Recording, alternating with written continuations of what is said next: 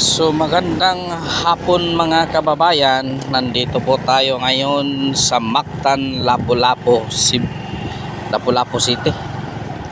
So by the way mga kababayan, bago tayo magpatuloy, may kukomment tayo mga kababayan.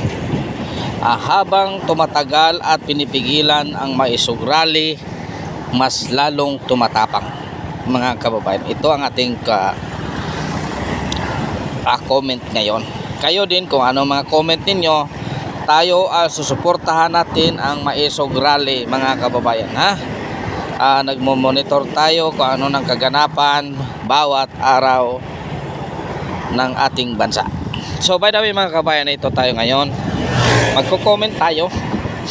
So bago tayo magko-comment mga kababayan, so hiling ko lang sa inyo, bilang suporta mo na rin sa akin, pa-subscribe naman sa aking channel mga kababayan. Subscribe naman. Kahit yun lang ang hinihiling kong tulong sa inyo para naman madagdagan ang aking mga subscriber mga kababayan, ha? May 52 subscriber na ako mga kababayan. Malayo pa ako sa 1,000 mga kababayan. Napakalayo pa. Malaki pa ang aking tatahakin. Pero alam ko nandyan kayo, handang sumuporta sa akin. So maraming salamat mga kababayan, ha? Hindi tayo nagmadali ng maraming subscriber. Importante may ginagampanan tayo sa ating bayan at pagpatuloy natin ang ating support ngadto sa ating mahal na dating Pangulong PRRD. By the way mga kababayan, ito ang ating, bakit palagi na lang pinipigilan nila ang maisog rally, ha? Bawat rally may mga renovation sa Freedom Park, ha? Bakit ganyan? Bakit ganyan mga kababayan? Ngayon walang renovation kaya walang nagpa-receive, walang magrarally. Pag meron ng magrarally mga kababayan, meron ng renovation, meron ng car show. So mas lalong pinipigilan, mas lalong tumatapang ang maisog rally mga kababayan, ha? Mas lalong tumatapang, mas lalong kung kailan pinipigilan. Gusto nila na hindi magrarally, walang magrarally ang administrasyon na ito, ha? Tingnan mo ang mga kabayan, black mga kabayan, ha?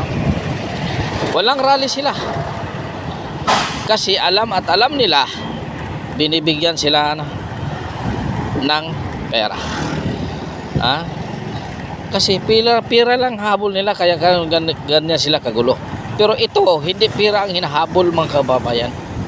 Hindi habol ang pera, kundi ang hinainaing ng mga taong bayan. Hindi sila nakikinig sa hinanaing ng taong bayan. Kaya ganyan talaga mga kababayan, ha? Pinipigilan nila, akala nila sila na ang makapangyarihan. Anong sabi ni Tatay Digong?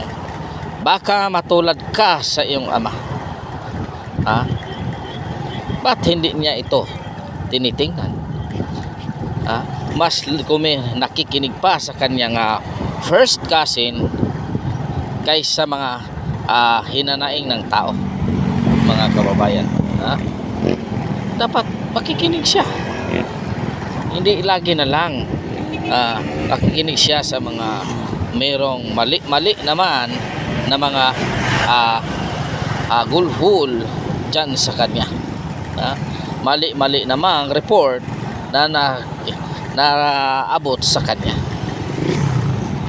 ang tama minali. So, tingnan mo ang mga iba diyang congressman, tingnan mo, napakatapang. Ngayon nabuking sila sa hearing nila sa fisher, mangingisda sa Zambales. Anong sabi nila? 2014 pa sila hinaras, nakabalik sila sa pangisda sa Yuminsul is 2016 sa panunungkulan ni PRRD, at ngayon bumalik na naman, hinaras na din sila. Inulit pa din ni Congressman Pimentel, pero ganon pa rin, So, nagkamali ang kalanang isip. Nagkamali ang kalang iniimbita. Ha? Inimbitahan nila, nagkamali. Ha? Ngayon, pahiya silang lahat. Ha? Pahiya. Ha? Tingnan mga mukha. Ha? Walang malalagyan yung mukha nila. Napaka kapal ng mukha. Napakakapal ng mukha, mga kababayan. Ha? Napakakapal ang mukha. Hindi tinatablan. Ipalusot pa talaga nila nga si PRD ang may pinakamali. Ha? Ipalusot pa talaga nila. Ha? Para si PRD ang may pinakamali. Kasi alam na at alam nila malaki ang tinatanggap nila. Ha? Ganyan, mga kababayan. Ganyan talaga. Ha? Bakit ganyan kayo? Pakita ninyo sa taong bayan na tama ang ginagawa ninyo. Ha? Ha? Ipapakita ninyo sa taong bayan na tama ang ginagawa ninyo. Hindi ganyan, mga kababayan. Ha? Hindi ganyan. Ipakita nyo sa taong bayan na wala kayong fair ang inyong serbisyo. Kung mayroong maghinaing, unti-unti ninyong punaan. So by the way, mga kababayan, maraming salamat sa inyong suporta.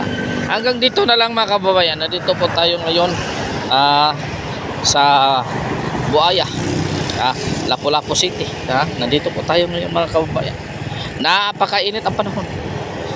Mainit ang panahon, mas mainit dyan sa Malacanang. So maraming salamat. God is good all the time. All the time, God is good. So maraming salamat sa inyong suporta, mga kabayan.